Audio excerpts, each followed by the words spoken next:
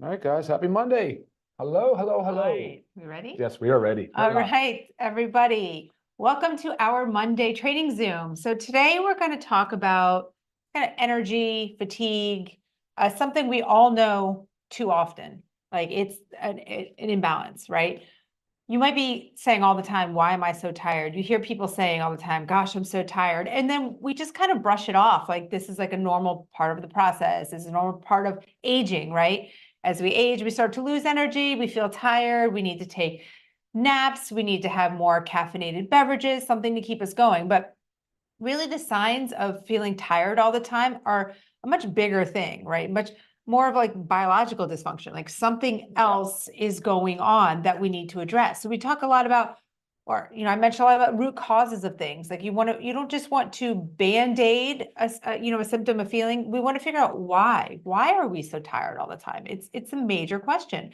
So we're going to do a deep dive into that. And we have a lot of supplements up here that we're going to tie into it because it really is not about just giving that energy supplement, taking that energy supplement. It's about finding that balance. And again, the root cause of why we're so tired. And to start off, I think we'll talk about one of the main reasons why we're so tired stems back to our mitochondria. Yep. And you'll hear us talk about that often. Ryan always says, it's the powerhouse of our cells. And why does this happen? And that's where we're going to go. Why, Ryan? Yeah, metabolic dysfunction for sure. Why does it happen? Why? Yeah. What are we There's a doing? whole lot of reasons why. Most are within our control. Some are actually not, right? We're an industrialized nation for sure. And there's a lot of environmental exposures that we are put to test every day. For instance, you know how when you look around and you see somebody or you know that person that says, oh, these like the Energizer Bunny, he's 72 years old, young, and he just always moving, and you're like, man, I wish I could be like that. How do you act that way? We right? were just with one of those this weekend. Yeah. Our friend's father is 75 years old. I cannot believe how much energy, drive, motivation this man has. It's very cool. But so I want to give you an example of a firsthand account of how somebody turned it around big time. It's just like it's never too late to start saving money. It's never too late to start investing in your health and improving. What I think everybody's looking for is more energy. I think the fountain of youth concept is about energy. And so my mom, for an example, I don't know, 4 years ago, Lisa, maybe, she was really she was on a walker. She was actually on a walker, had to go up, bring her down, stayed with us for a little bit. she's 72 years old. 72 years of age. Was 68 years old. And leading right up to my dad when he died from a heart attack or cardiac stroke. She had no choice. We moved her down with us, and now this woman is the Energizer Bunny, and it's quite amazing. She had incontinence, super like she had very, very severe osteoporosis, alcoholism was at play, sedentary lifestyle, really poor nutrition. And it was almost like, how could this be? At that time she was like 68, late 60s. And then the reversal was just astonishing. It's like nothing I could have ever imagined. I literally tell people it's like a spring chicken was just born, and she's 72 years old, learning pickleball. She's going to the gym every single day. She's out walking. She's totally independent. And we thought, no, we were actually looking for assisted living, even though we don't love that concept for society either. It's just challenging on all kinds of fronts. But yeah, all right. So I think the point of that story is that I've seen a firsthand account of what you can do with improving your nutrition, your outlook on life, but the pillars of health we always talk about. So you're managing multiple parts of your life. You're managing your nutrition, so food, which we'll talk about today because that's what food is for. Food is energy. We're going to talk about exercise, of course. We're going to talk about your stress management. We're going to talk about your socialization, getting out and about like my mom does all the time. It's crazy. And of course, we'll talk about sleep, and supplements. That's the last one, but probably the first on our list. But yeah. Right. So I mean, basically, like if our mitochondria are functioning optimally, our bodies are functioning optimally. So going back to the example of, my mother-in-law, her mitochondria were not functioning at all. And that's when health declines. That's when energy declines. That's when everything starts to go downhill. So we need to, all in all, doing these pillars of health that Ryan just mentioned really are supporting our mitochondria. So again, when they're functioning their best, so are we. Yeah, absolutely. So mitochondrial dysfunction is the cornerstone of aging for the most part, right? Because that's the energy that your body needs to carry out everyday functions, to exercise, to process thoughts, to do virtually everything, right? And so there's a lot of different ways to look at energy. And funny, going into this, we chose this topic yesterday. And so we've been spending time independently of just kind of researching and prepping our thoughts for this. I went down this really deep rabbit hole on energy in, energy out, whether or not a calorie is this, if 1 calorie is the same as the next calorie, the importance of food and nutrition. I was looking at the storage of like fat tissue because that's how we store our energy. I was looking at glycogen. So we decided that's probably not the best route to go for the conversation. We would be talking for hours. We can talk for hours. It gets lost on the point of the conversation is to identify, how do we get back our youth? How do we get back our energy? How do we stop this fatigue from just overwhelming us, and us then normalizing it and saying, oh, well, this is just the fact of aging. And there are components to that. But when she talks about mitochondria, you're talking about on a cellular level, it's metabolic health. And when we're talking about metabolic health, we have to address body composition. We just have to address it. So that's the first thing I wanted to talk about, is that the more excess body fat that we have, the less metabolically active our body is. So what does that mean? The more body fat we have, the less efficient that our cells are, right, on a cellular level. And when we use food and how we store fat, that when we don't have the proper lean muscle mass, that's the highest metabolically active tissue. So when we have more lean muscle mass, we know that we have to feed it more, in a sense, right? We have to nourish it. Like, there's a lot more nourishment that takes place, and you have to work hard on this tissue. But when you look at your brain and you look at your heart, your high energy demand centers, the quality of the food and the things we're putting in our body matter. And the same goes for dietary supplements. Remember, like Lisa will always tell you, the supplement is a supplement to a healthy diet. These are food-based ingredients.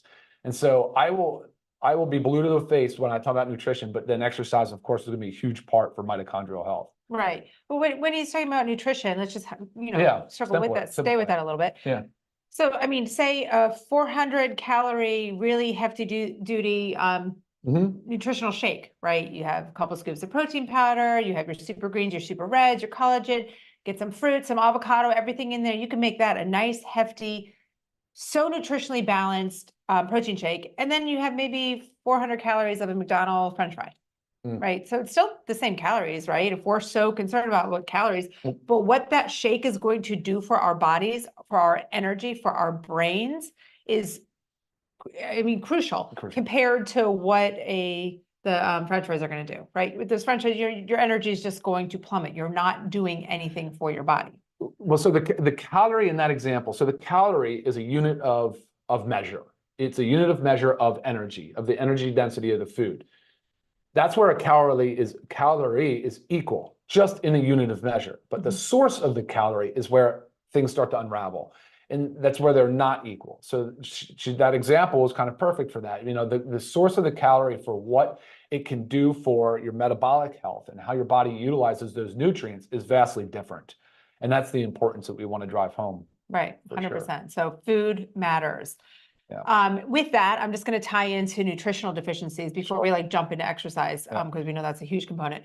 But also, with food, you hear me talk all the time about nutritional deficiencies, right? We need to eliminate those. We need to prevent those because we're not getting what we used to from our food. So, but when we have these nutritional deficiencies, again, our body is not working its best for us. That can easily, with a proper diet and also the supplementation of our daily essentials pack, right? The men's and women's multivitamin, the magnesium, and the D3. That way we work together right there, check that off the list. We're eating healthy. We're taking our daily, what did I call it? Daily essentials pack, yeah. And right there, we're balancing that part, right? You have to take care of each part. Okay, so then a little bit to go with that, I just want to tie into factor 4 just because it's right here. Sure. But factor 4 because of the inflammation. When we are chronically inflamed, guys, we are not going to have energy. We are going to feel horrible. Okay, everything is also going to hurt. So you want to think about taking your factor 4 to keep that inflammation at bay, right? Again, Ryan says a lot, excuse me, Ryan says a lot about a little bit of inflammation is a good thing, right? It's a healthy thing. A lot is a bad thing. So we need to keep that that chronic inflammation at bay.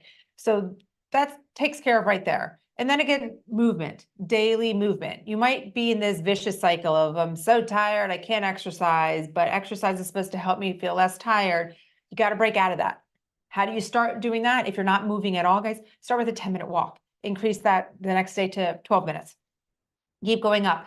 It doesn't have to be some crazy high intensity workout, but you have got to move your body every single day. It is the biggest factor in being able to restore our mitochondria. Really, really, really important to get that body moving. Yeah, and again, going back to the body composition piece. So if you are exercising, you are improving your insulin sensitivity. And when we're looking at 50% in the United States anyway, 50% of people have prediabetes or type 2 diabetes. You're talking about a lot of people that have an insulin resistance or dysregulation. So exercise is a huge part of that. And I like that Lisa said, keep it simple. If you're sedentary now, if you just don't do anything, I would set a goal for walking 100 minutes a week. Or if you're ready to take it up a notch, you can do some resistance training 3 days a week for 30 minutes each day. It's just 90 minutes. I would do 2 of those days on lower body because as we age, muscle loss, of course, is a big thing, but the mobility. So the legs, the glutes, they're really important for maintaining mobility because fall risk is a big concern for us as folks age. So yeah, I think exercise drives home the message. I mean, it's equally balanced with nutrition and the conversation around energy, restoration, right? And making sure that we're feeling our best is ultimately what we're 100%. going for. So they want to go into supplements. I know. Yeah, well, I was gonna say there's also supplements that can help us with that give that energy boost.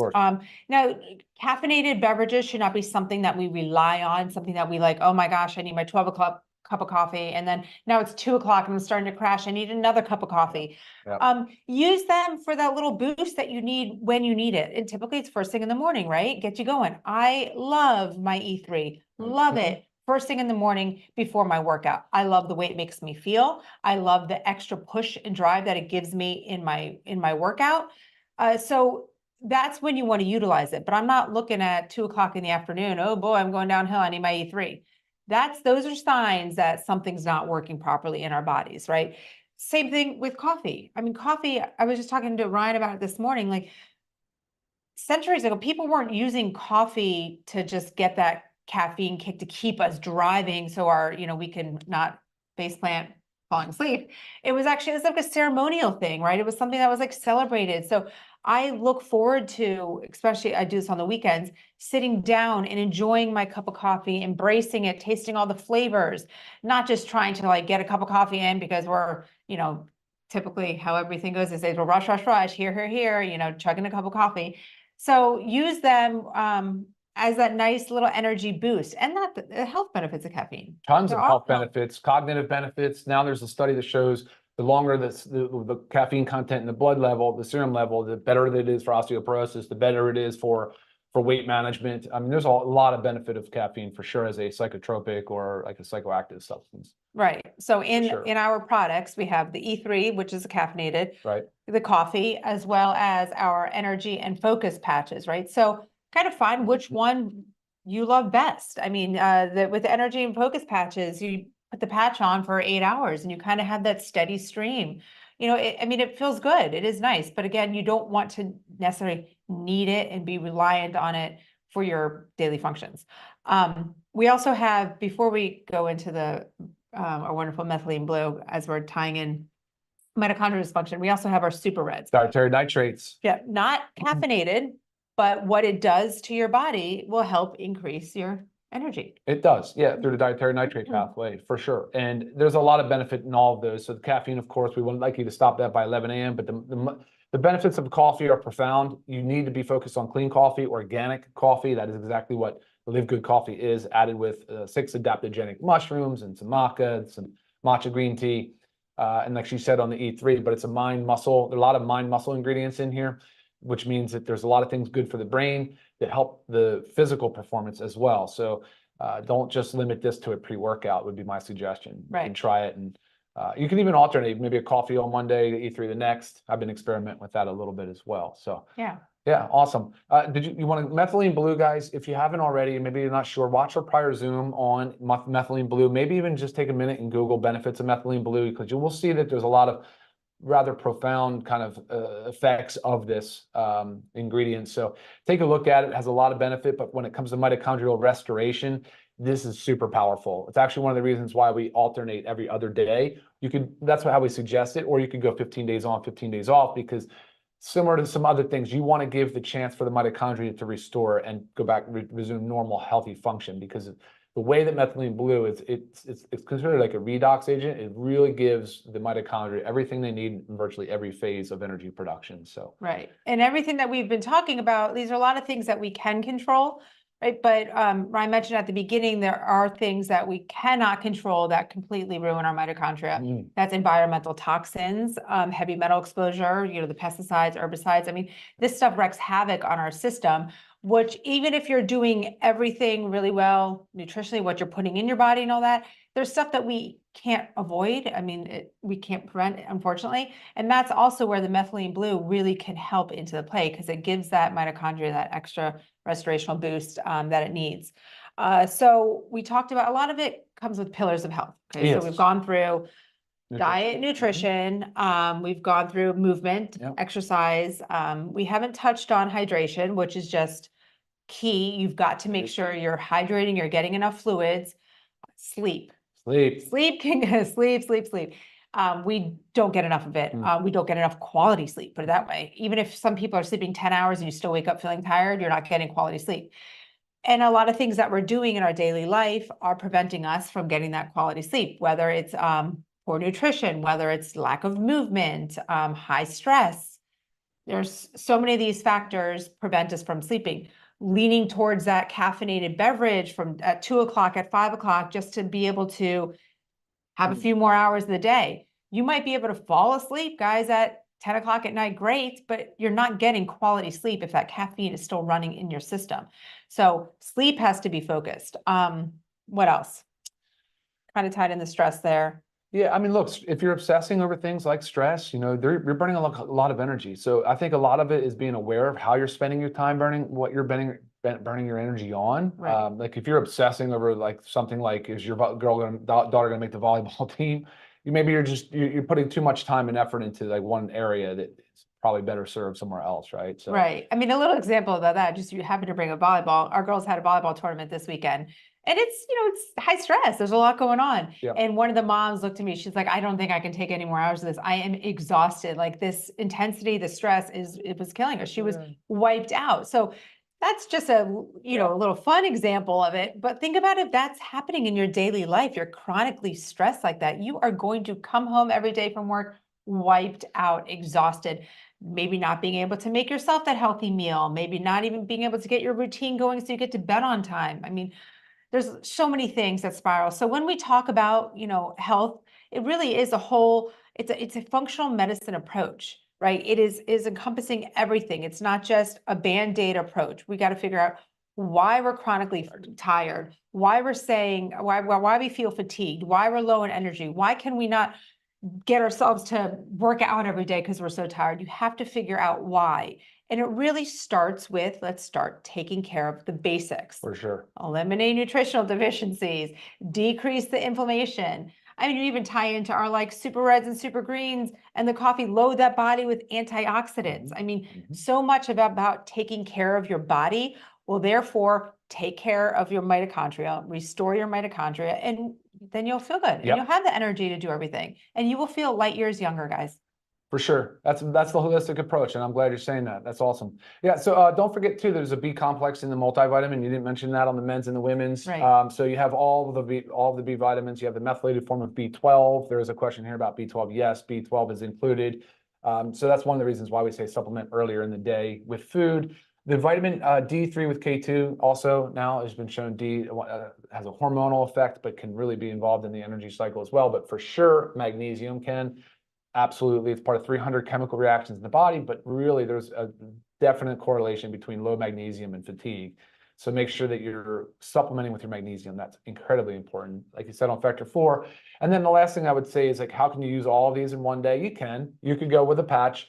You could do the patch early in the morning, right? Let it go. You can do a methylene blue every other day. You can start your day with the coffee or the E3. If you were to do both, that's okay. I mean, you're only talking about 125 in each, or 100. I mean, I do both because I take my E3 at 4:30 in the morning, and then I have my coffee. I meant coffee and E3. That's what I said, right? Oh, you said methylene blue. I did? I don't know, guys, did I? I'm gonna go back and check. I take my E3 at like 4:30 in the morning before my workout. And then at about 10 o'clock when I have a smoothie, I put a scoop of the coffee in because I love the combination. So it's well spaced out, and then that's it for my caffeine intake. I'm done for the day. So there is a way to get both in the earlier part of the day if you so desire. Yeah. Yeah. And I think, look, as long as, as far as caffeine upper limits go, I mean, there's some research out there, but I would say up no more than 400 milligrams a day. It's probably a good thing. I would suggest staying under 200. Your body does build dependence and tolerance to it. So obviously that's an issue. But the super red, super greens, of course, any of the other supplements, collagen, protein, because protein is a huge part of it. Really important stuff for energy and combating fatigue. Yes. So I think at the end of the day, it really does mean being aware of it, working on improving your body composition. And how do you do that? Everything kind of we just talked about. So yep. Yeah, awesome. Just want to mention too, guys, please go ahead and like and subscribe to our channel if you don't already. I know we have repeat listeners here every week. So make sure if you have not done that, that you go ahead and do that. That really helps us out. And I guess just the bottom line is like fatigue doesn't have to be an inevitable part of aging, right? It doesn't have to be normal. We don't have to just think as we get older, we're going to have less energy. Does not have to be that way. We just need to work on our declining mitochondria, and we need to support our bodies, right? I agree. All right. Any questions? Nope, I think that's good. Okay. All right, we'll wrap it up, guys. Awesome. Any questions that you may have, I'm always available via email, lisa@livegood.com.